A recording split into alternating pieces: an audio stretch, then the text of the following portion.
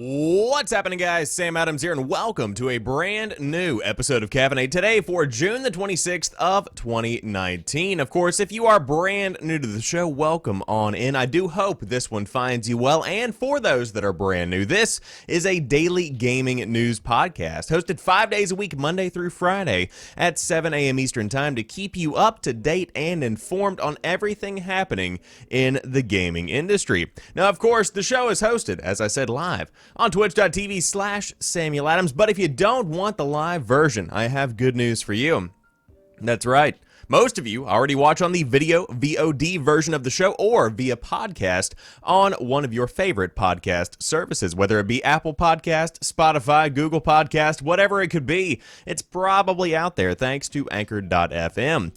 But with that being said, what are we going to be talking about today? Bloodstained Ritual of the Night is one of the week's biggest releases, and in fact one of the biggest releases of the summer, but it looks like the Switch version of the game is having a good many issues that are holding it back after that $5 million Kickstarter that has left fans a bit upset. Of course, to begin with, the Vita version got canceled, and then we had to get the Switch version, which, don't get me wrong, a very good move overall, but hey, make it up to par, which, don't worry, it seems like they are.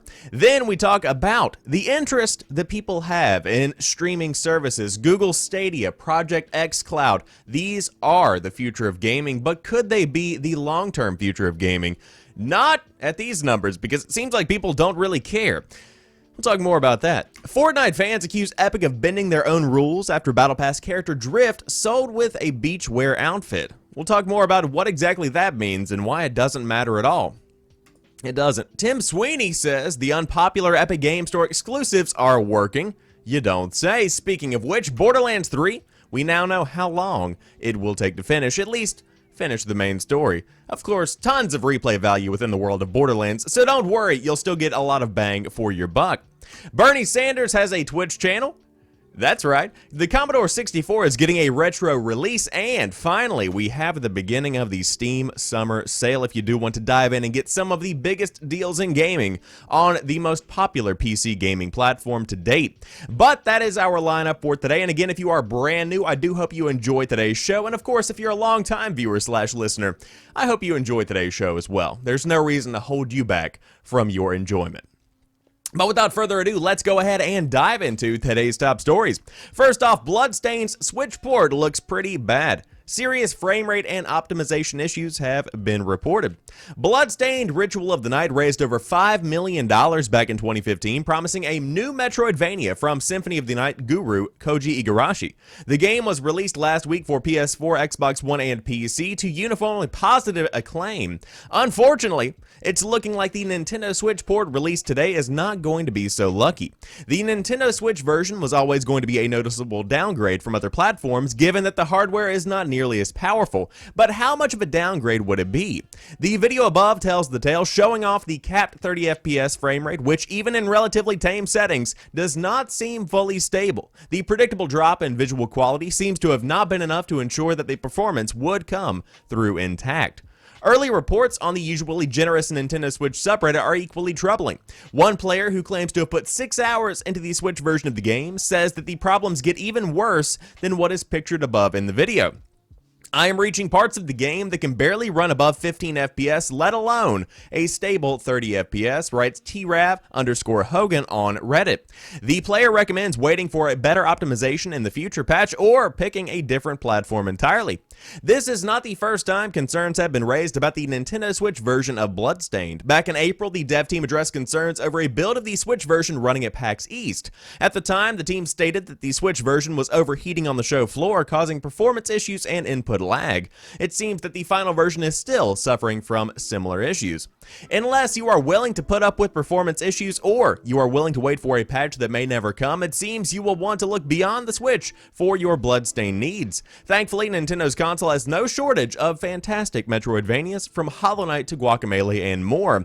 But an update to the story has proven that they are on the case. The official Bloodstained Twitter account has posted a response to the Switch version's poor performance, writing that small updates will be forthcoming, addressing specific areas of the game. And of course, you can find that thread as of this link. But overall, I think that they are actually going to improve the overall experience you will find within the game.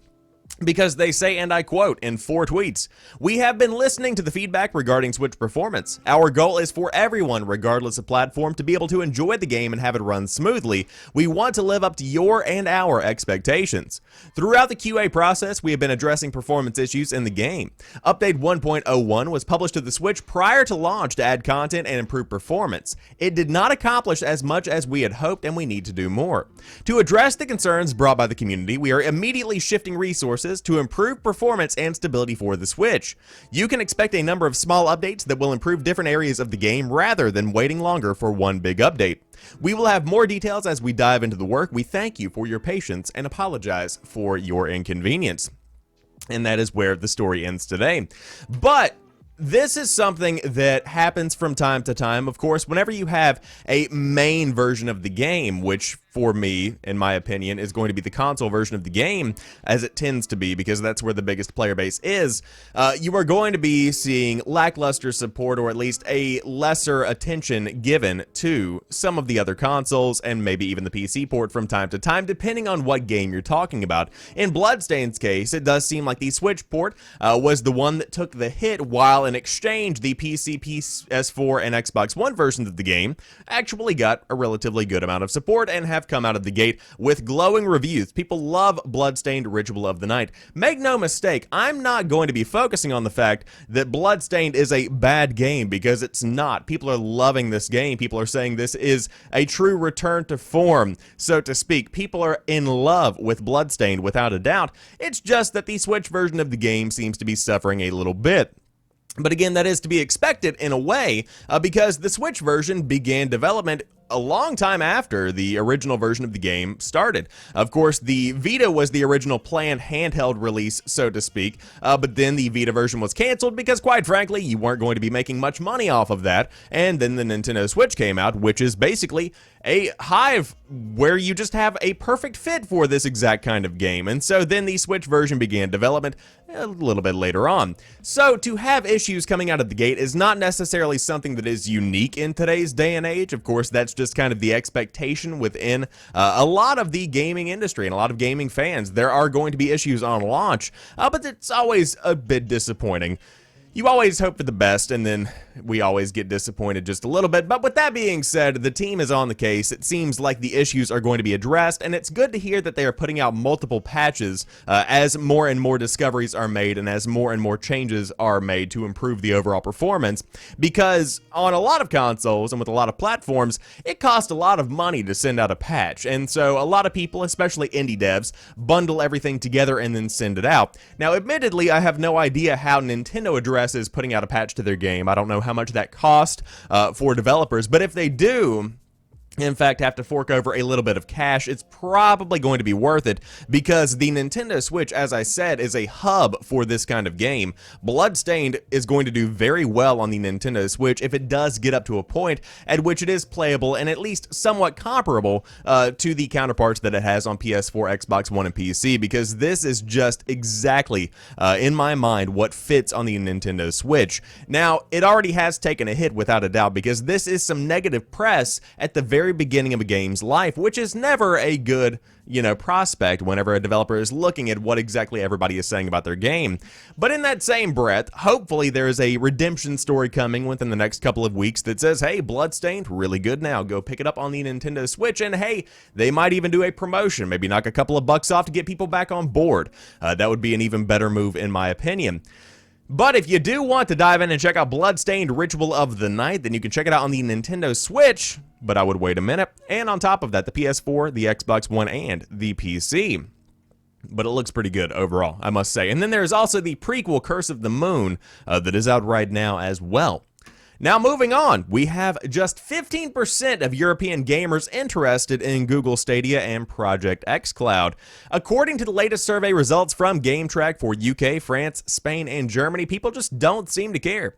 70% of gamers surveyed in UK, France, Germany, and Spain say they are not interested in a video game streaming service. The data comes from the latest research conducted by Ipsos Mori's GameTrack survey on behalf of GamesIndustry.biz. 15% of the surveyed gamers defined as anyone playing games via any device are interested in a Netflix-style streaming service for games in the 4 territories included in the study. The remainder either don't know, 12%, or already utilize a service akin to Google Stadia and Microsoft xCloud, such as the current market leader PlayStation Now. Just 3% of gamers claim to be very interested in such a streaming service. The country that is most intrigued in gaming streaming platforms is the UK, with 23% of players claiming to be interested, although just 5% are very interested, followed by Spain and France at 14%. German players are the least interested, with just 10% of gamers keeping an eye on the services and 75% of those who are not interested. Interestingly, because we just said interested 17 times. European gamers are not too concerned by the challenges of internet connection. GameTrack asked gamers across the 4 markets to agree or disagree with a series of statements, and 43% believe their internet connection is fast enough to stream games. 23% disagreed, with the remainder unsure. The UK is the market that is most bullish about its internet capabilities, with 54% agreeing that their internet connection is strong enough to stream games. The least confident market is France, where 37% agreed with the statement.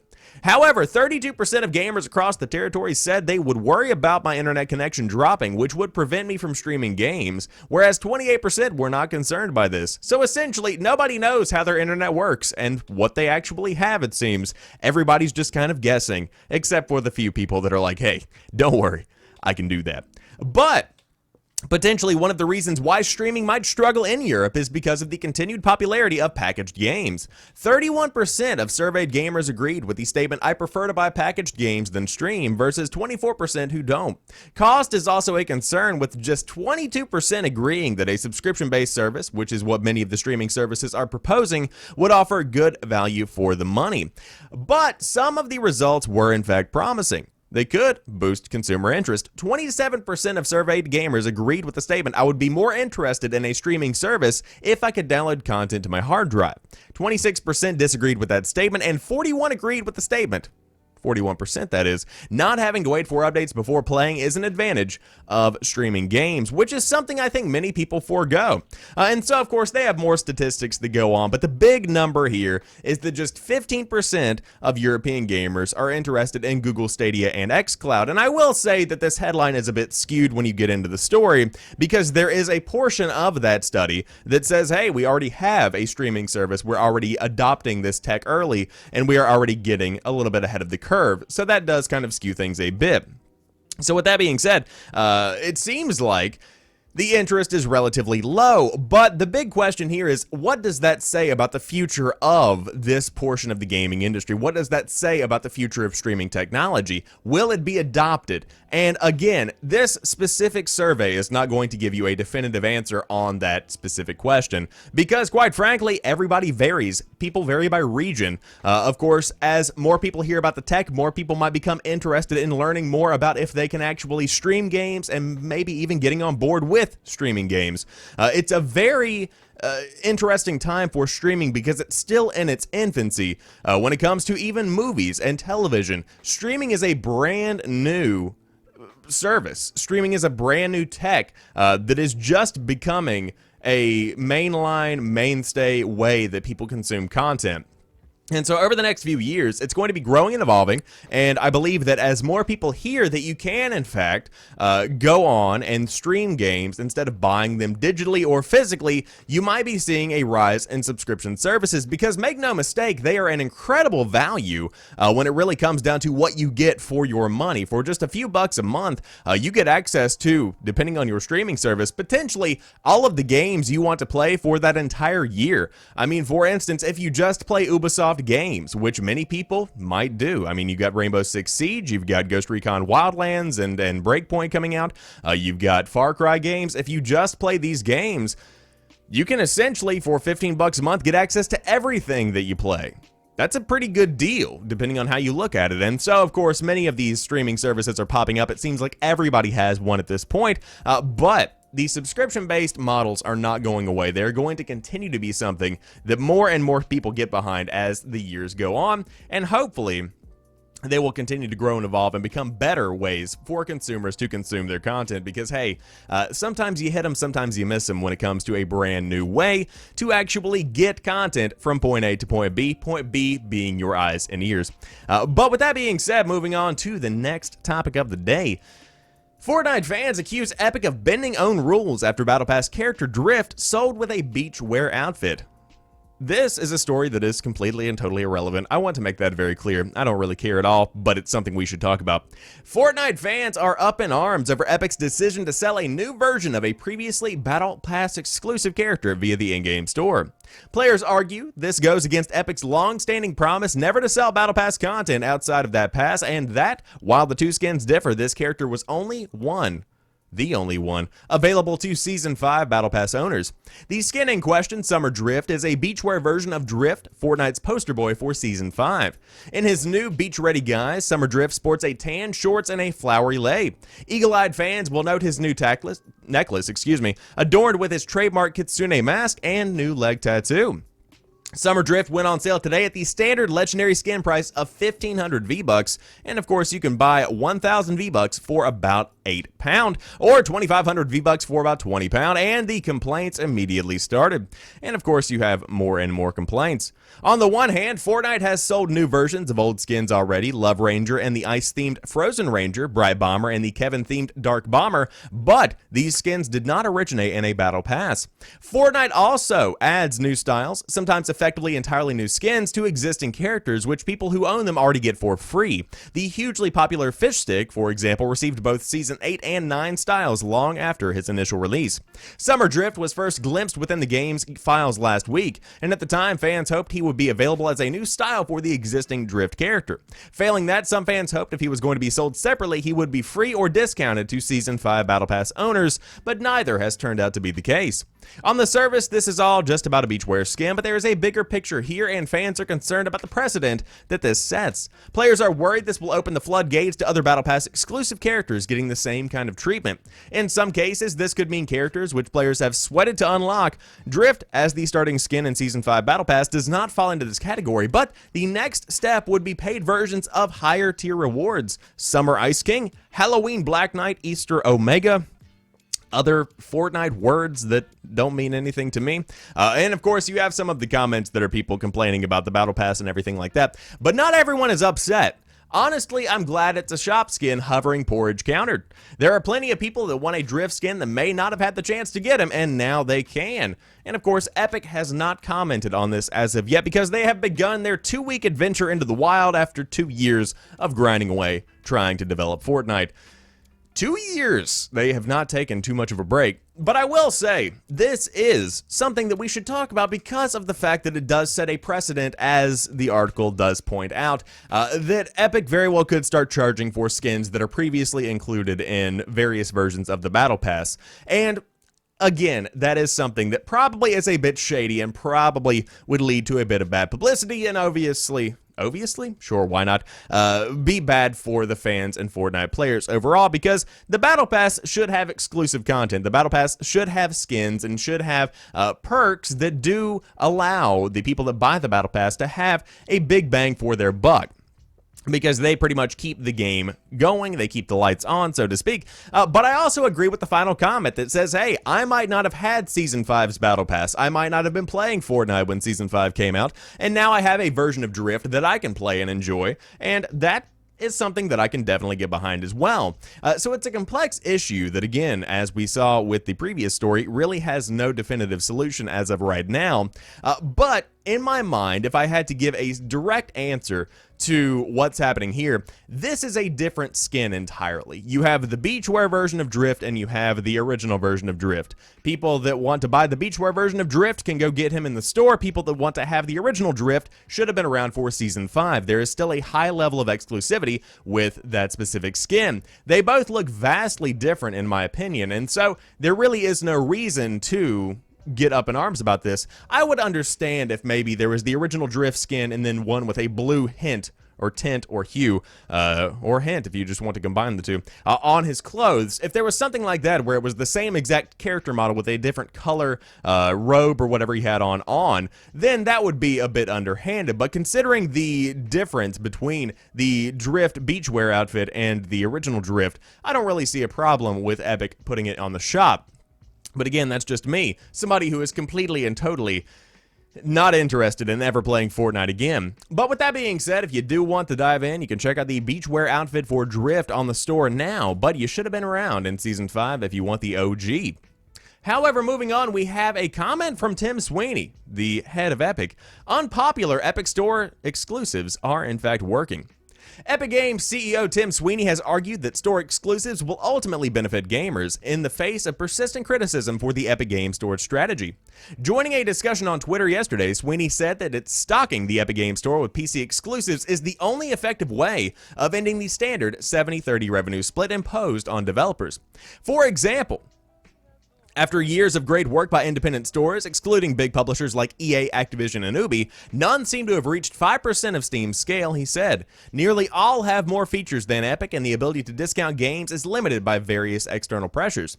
This leads to the strategy of exclusives, which, though unpopular with dedicated Steam gamers, do work, as established by the major publisher storefronts and by the key Epic Games Store releases compared to their former Steam revenue projections and their actual console sales.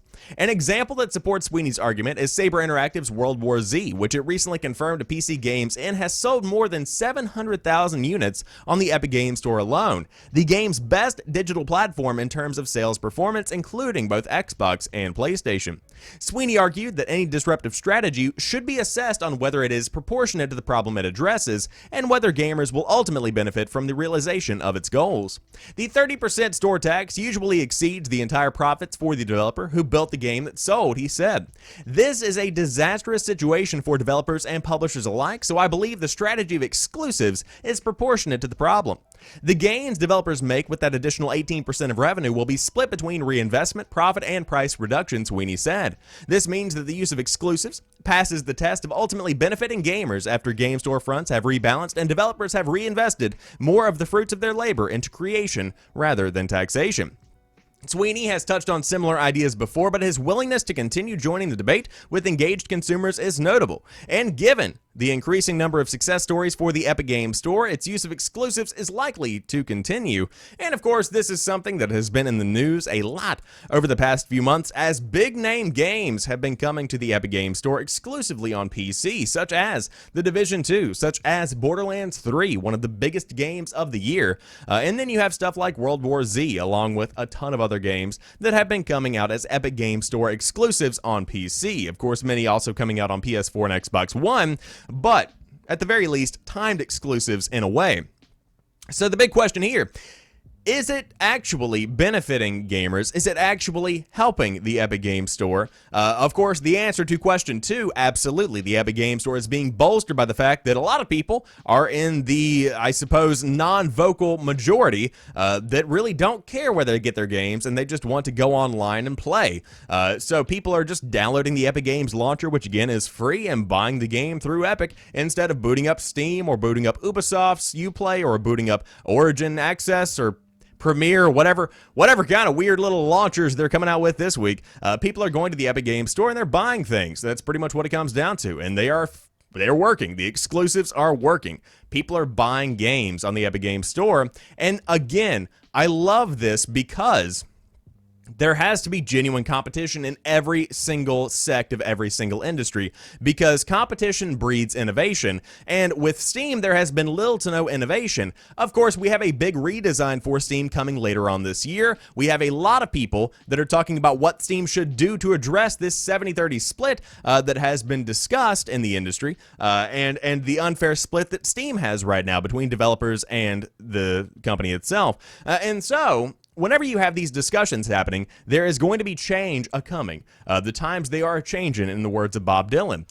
So whenever you have this change coming, I think it can do nothing but benefit developers and publishers specifically. But on top of that, as Sweeney said, the benefit of being able to make more money off of a game for developers allows them to put more research and development into their next projects, allows them to potentially put their game on sale in the future for the gamers themselves, and overall create better experiences that are more fleshed out, that are able to have higher turnaround times or lower turnaround times, that allow people to get their hands on the next big game sooner and allow people to have quality experiences. More money for developers is a good thing because developers should get more for their work. I mean, that's really what it comes down to, especially when it comes to indie developers. But I could go on more about this. If you do want to check out the Epic Games Store, it's out right now via the Epic Games launcher. And of course, it is a pretty good storefront. There's an entire roadmap, I believe, on a service called Trello that shows where they are going over the next few months. And I must admit, it's a pretty impressive lineup that they've got coming down the pipe. A lot of features coming for the Epic Games Store. And they should be out by the time Borderlands 3 rolls around, or at least some of these new features should be. But the big question is, how long will it take you to finish Borderlands 3? Should be about 35 hours, but that's mostly just the main story. It will take you about 35 hours to see the full Borderlands 3 story and do a bit of side content. It is no secret that Borderlands 3 is a much bigger game than its predecessors. The game's world alone, which this time around encompasses multiple different planets, is larger than anything seen in Borderlands to date. The hour count as a result is going to climb, and this time around, Gearbox says it will take players 35 hours to finish the main campaign and do a few side missions. To see everything Borderlands 3 has to offer will likely take even longer. I would venture hundreds of hours if you did want to get the full experience.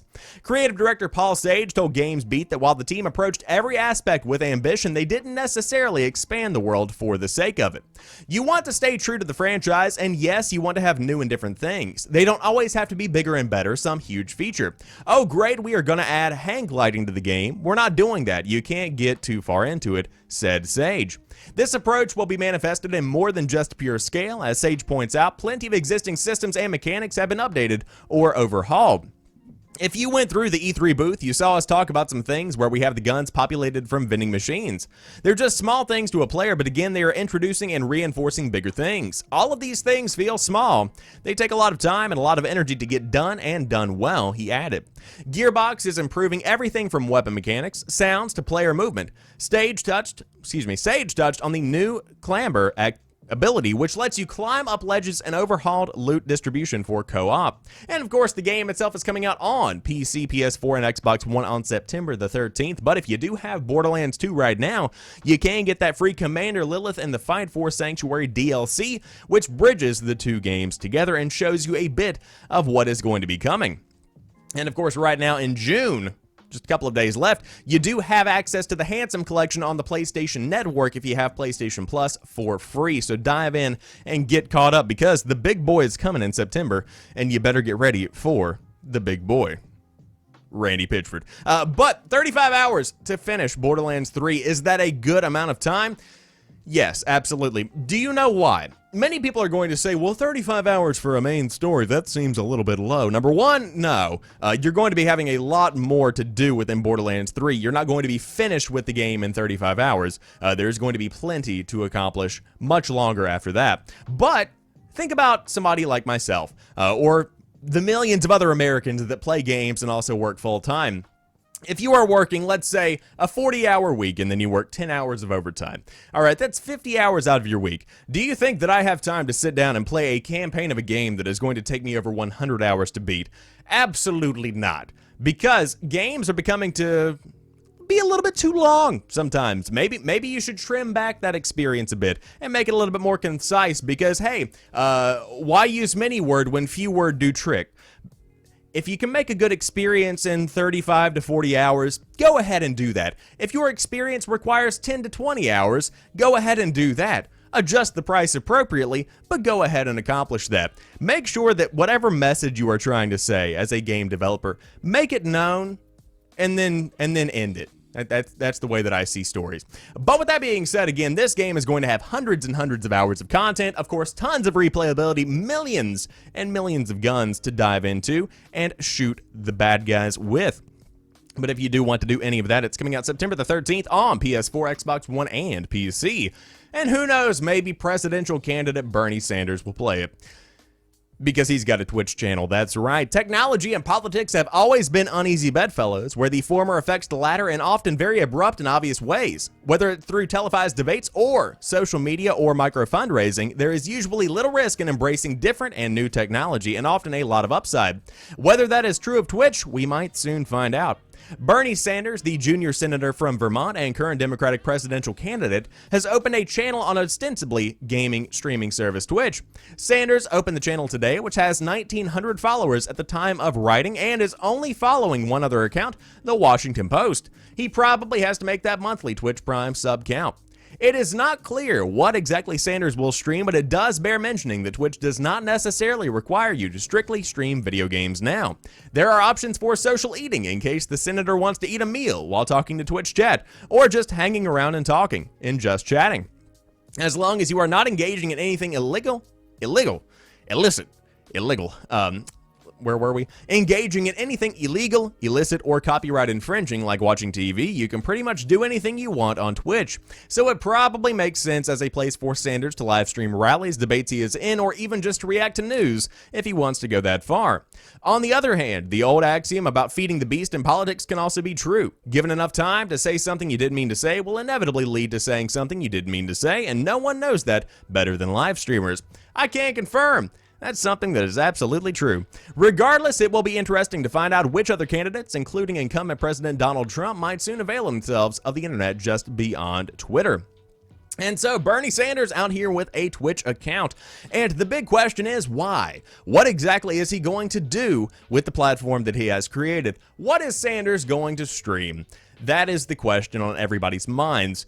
I don't know. Potentially the rallies, potentially the debate that's coming up very soon. I could see that happening. But overall, I think that you have to at least tune in to the fact that regardless of your political affiliation, Sanders is absolutely tapping into his base when it comes to the creation of a Twitch channel, because a lot of people that follow Bernie are young. A lot of people are in, I would say, the ages of 15 to 20, maybe 25, somewhere around there, where you do have a lot of people that know what Twitch is, that use Twitch as a regular source of entertainment, of information, and of content. And so for him to tap into this and create a Twitch channel is very ahead of the curve, in my opinion. And of course, more politics have been becoming present on Twitch, as many people are talking about politics in their own channels. There are many people like the Washington Post team that have been streaming from time to time whenever something big is going down.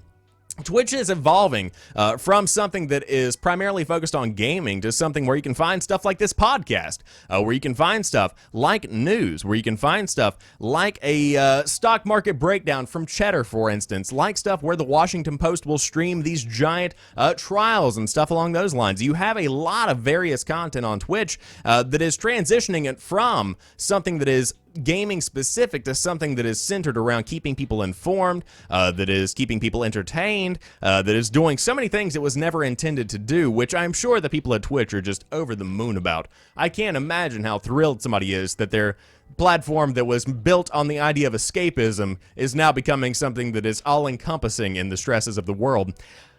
I digress. Let's move on to the next topic of the day. The Commodore 64 is getting a retro re-release. The full-sized version of the 80s gaming Goliath is set to launch on December the 5th. Courtesy of Retro Games and Koch Media, the Commodore 64 is the latest classic console to receive a re-release. Set to arrive on December the 5th, 2019 at a retail price of £109, the C64 is a full-sized replica complete with a keyboard modernized to work with HD televisions. Pre-installed on the console will be 64 classics. C64 classics, such as California Games, Paradroid, haha, my bad, and Boulder Dash, along with Attack of the Mutant Campbells, Hover Bubber, and Idris Alpha, as well as Grid Runner.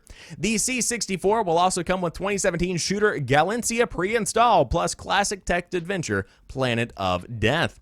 We are delighted to be working with Koch Media once more to bring back even more of the most loved retro games ever on two of the most iconic home computers of all time, and which now has a full working keyboard, said Retro Games Managing Director Paul Andrews. The The C64 full-size is a reimagining of the classic C64 computer and the second in a planned series of products on the way. This announcement joins a growing list of retro re-releases hitting the market, such as the NES Classic and the SNES Mini, the PlayStation Classic and the upcoming Sega Mega Drive Mini, as well as the Intellivision Amico, which I will say, the latter, not actually a re-release of a retro console. That's a brand new thing that the games industry just threw in there. That's a totally different beast. But regardless, Andrews was previously a director of Retro Computers, a company that was working on a handheld release of the ZX Spectrum. However, he resigned from the company in 2016 following irreconcilable differences with the Retro Computers and its other directors. But after months of controversy, the delayed ZX Spectrum Vega Plus landed with backers, only with a limited number of the promised games available, resulting from a licensing issue. And so, as it stands, the Commodore 64 is coming back into town. I will not be buying this one. I don't have that sense of nostalgia that is required for me to drop roughly $100 on something like this, but I will say it's cool for those that grew up on it. It's cool for those that do want to get back into the Commodore 64, but if you do want to pick up the retro console, then by all means you can pick it up on December the 5th, and there is a bit of a glimpse at what you will be getting. So the big question here is, how will it sell? What will it be like? Will it be worth it? Again, these are all up for debate, but it's cool to see because, hey, retro is coming back. Retro's huge in 2019, especially when it comes to the miniature consoles, but at the same time, there can only be so many of these things, right? Wrong! There can be tons of them because, hey, a lot of people had these experiences growing up that varied greatly. Like for me, whenever I think about nostalgia-driven gaming experiences, I think about my PlayStation 1. The PlayStation Classic didn't achieve that, but we've got that PlayStation Classic if I did want to go back and play games from that specific era of time. The NES Classic, the SNES Classic, these are two other examples that perfectly show off exactly what you could be getting when it comes to the retro re-releases. And so a lot of people feel that for the Commodore 64. So hey, you might as well go ahead and give it a look if you are a fan of the classic console. Again, coming December the 5th. But if you don't want to play these old games and you want something brand new, or something old, or something that's coming out soon, Steam is a good place to buy that. But right now, the Steam Summer Sale is kicking off with a Grand Prix minigame racing event. The 2019 Steam Summer Sale has started, and like in years prior, there is a minigame in which to participate. Valve has kicked off its annual Steam Summer Sale, and a minigame called the 2019 Steam Grand Prix is along for the ride. The event tasks you with joining a racing team, and in order for your team to come out on top, you will need to earn points to contribute. Points are earned for buying games and by participating in various quests with select games. If you are in one of the top 3 teams on the daily chart, you could even win a game from your wish list, so it's nice to have an incentive to contribute. As far as what is on sale, as usual, each day the main store changes with featured items. All games included in the sale will be discounted throughout. The main page just changes, is all. So essentially, they're continuing this trend where the fun has been taken out of the Steam sale, and there are no flash deals, because flash deals brought a lot of value. And for those that don't remember or weren't around, flash deals basically took a discounted game that might have been, let's say, $5, all of a sudden $1. Flash deals took something that was $40, all of a sudden $3, and it blew people's minds and it generated a ton of money. But they took that away because people said, hey, I bought that game 10 minutes ago and now it's $2, and they're like, whoops, sorry man, you should... Moose out front should have told you, kind of thing. But no, that's not happening anymore. So, games on sale this week include Devil May Cry 5, Assassin's Creed Odyssey, Astroneer, Toe Point, Hospital Scum, The Elder Scrolls Online, Soul Calibur 6, the Wolfenstein franchise, and much, much, much more. Thousands of games on sale if you did want to check things out. But don't worry. If you're not near a computer, the Steam Summer Sale ends on July the 9th, so you have plenty of time. In fact, that's about 2 weeks, a little over 2 weeks actually, if you did want to get in on some of the best deals in gaming. So, of course, the Steam Summer Sale, a massive part of gaming culture, specifically in PC gaming culture. And, of course, what will I be picking up? Probably not much, because my backlog's full, and I'm still playing Battlefield 5 like a pleb. But that rounds out today's top gaming news. Of course, if you are brand new to the show, I do hope you enjoyed today's episode, and if you made it all the way to the end, you are the MVP. But until tomorrow, you guys have a fantastic rest of the day. I will talk to you soon, and peace.